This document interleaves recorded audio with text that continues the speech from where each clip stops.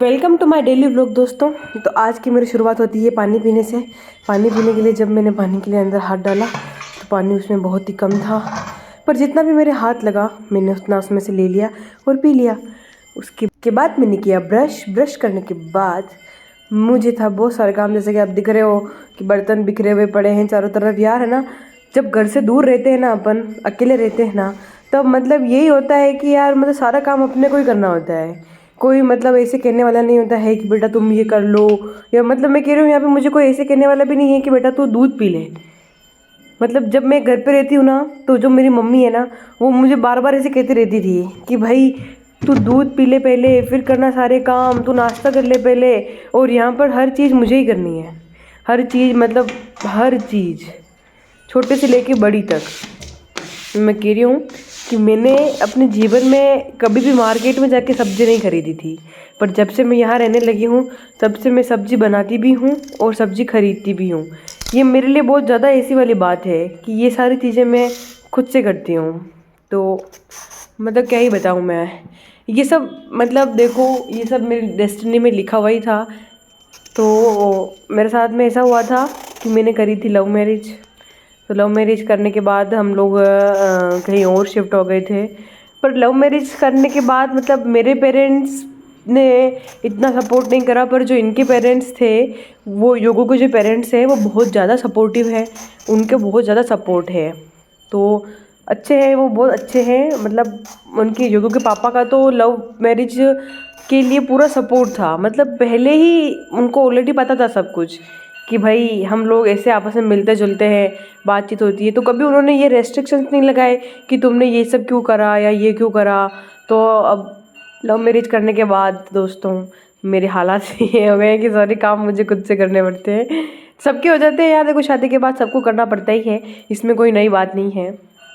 फिर मैंने अपना उनके लिए टिफ़िन बनाया, रेडी करा। टिफ़िन रेडी करने के बाद मतलब पहले मुझे एक बात बताऊँ ना, रोटी बेलना भी नहीं आता था, ठीक है। तो अभी शादी के बाद मतलब मैंने रोटी वोटी बेलना करना, टिफ़िन विफ़िन बनाना, ये सब कुछ सीखा है। मैं खुद एक इंजीनियरिंग स्टूडेंट हूँ, मैं इंजीनियरिंग कर रही हूँ। तो मुझे मतलब पढ़ने के साथ साथ में मुझे ये सारे काम भी करने पड़ते हैं। ये जाते हैं ऑफिस और मैं करती हूँ कॉलेज का काम।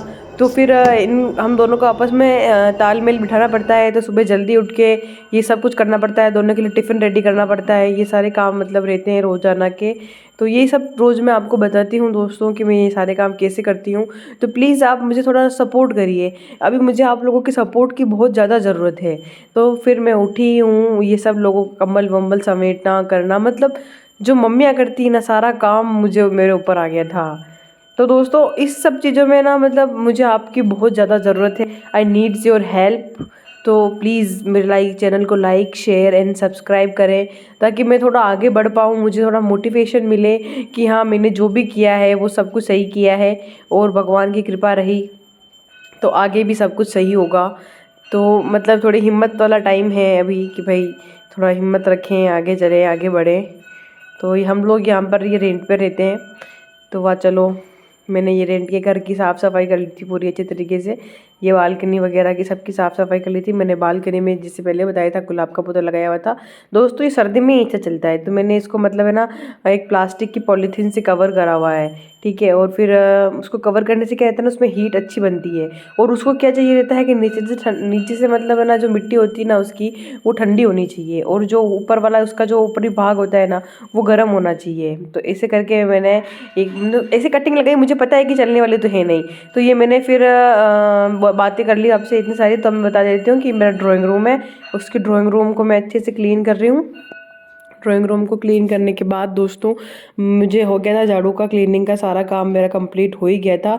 शायद अभी इसमें किचन वगैरह बाकी होगा, तो किचन वगैरह का काम अपन कर लेंगे कंप्लीट। यहाँ पे मैंने इसको अच्छे से टक इन किया, क्योंकि मैं अधिकतर यहीं सोई हुई रहती हूँ, तो ये सब कुछ ख़राब हो जाता है, ठीक है।